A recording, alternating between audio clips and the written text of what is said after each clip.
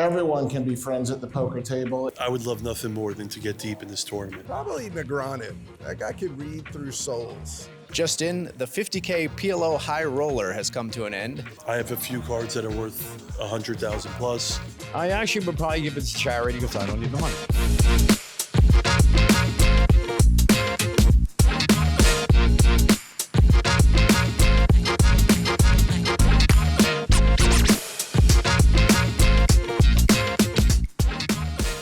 Ladies and gentlemen, nice round of applause for Greg Fossilman Raymer.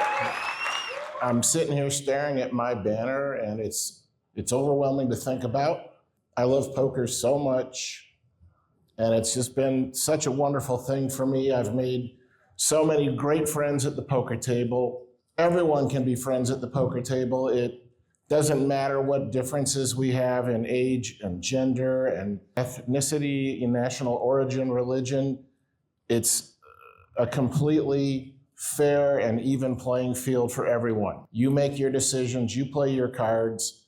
We can play tough, try to beat each other, and still be friends. So remember all that when you play this. Just make sure you're having fun, play smart, and shuffle up and deal.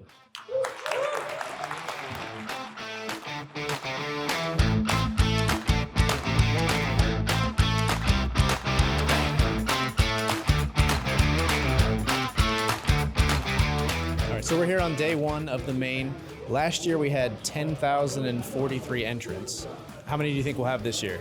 10,042. 10.4, 10.5. 11,982. I want to say more. I want to say it's been a good year for people. I think it'll break the record. Let's say we make it 12K. 11,000. 1120, 1180. So in this tournament, huge tournament, big field, lots of big names. If you could choose to sit next to one player, who would you choose to sit next to and why? Probably Negreanu. I bet his energy. I will say my boyfriend, actually. Oh, that's so sweet. Somebody fun that's probably not great at poker. It'll probably be Phil Hellmuth because I'm Phil Vera and I want to show him how much better I am. I'm the real Phil. Oh, wow. Or like decent, but not like crazy. Like probably Cuz, honestly. Like Steve Cuz Buckner, that's who I would choose. This guy right here, my friend. Can you tell me why? He's awful. I figured that was the answer there. And then on the opposite side of that, if you would hate to sit next to one player, who would be that player you would just hate to be paired up against? Probably Negreanu. That guy could read through souls. Nick Schulman. I sat next to Nick Schulman. I did not enjoy that experience. I just want to sit next to players who respect the game, the dealers and the players. Adrian Mateos, for sure. All right, that was a snap call on that one.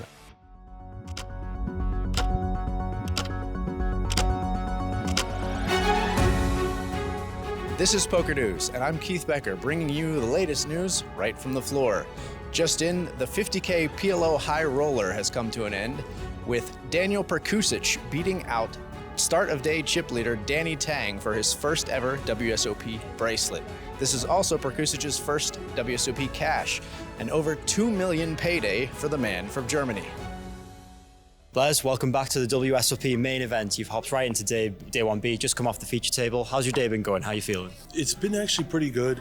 Have not really been getting any hands. I've chipped up from like 60 to 80,000 just on pure bluffing and, you know, a couple value bets. I just tried to run a bluff. It didn't work, but I think I have around 75K. What's changed for your poker game in 2024? You've built off a really strong 2024 from January all the way through till now as well. What's changed for you this year? Honestly, nothing's really changed. I've just played more. I mean, this is the most events I've played ever in the history of the World Series. I was never a tournament player, and this is the first year I've actually played about 25 events, and I'm playing all the different forms of poker, holdem, Omaha, single draw. So this is the first year where I've played a lot. And to be honest, I'm actually not happy with my results. I've bubbled pretty much 3 of the biggest tournaments. I bubbled to 250, bubbled to 100K, bubbled to 50K, 3 tournaments in a row. But in general, I'm playing a lot more. In 2016, you ran super deep in the main, 16th place. What would a super deep run in this year's, especially looking like it's going to be a huge field this year, what would another super deep run in the main event mean to you?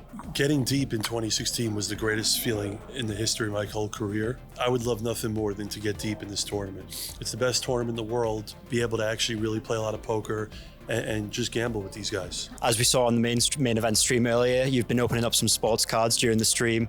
What makes you so passionate about that industry, and have you managed to pull any marquee pulls on the stream? When you're playing poker, there's so much downtime, right? In between hands. I love sports cards more than anyone. And for me, I find enjoyment in getting new people into the hobby that we love. There's a huge crossover between poker and sports cards. So if we can get people that are into sports cards to play poker, people that play poker to buy sports cards, it's just something great for both communities. It's just my passion. I just love it. What is the biggest card you personally own, and can you give us an estimate of how much that's worth? I have a big position in Anthony Edwards.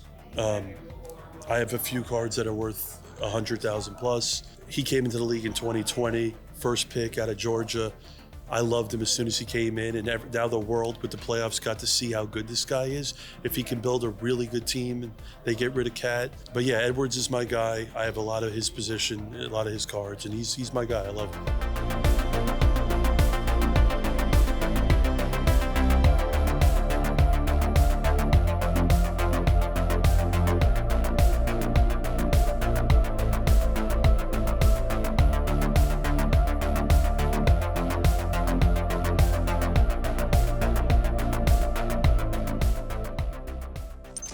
I'm getting more news coming in.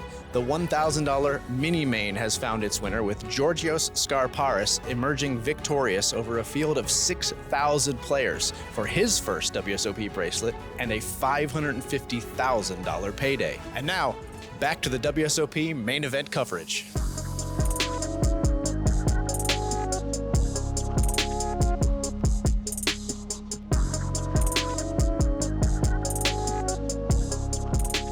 All right, so the main event is underway, and you're playing today, correct, sir? Yes, I am.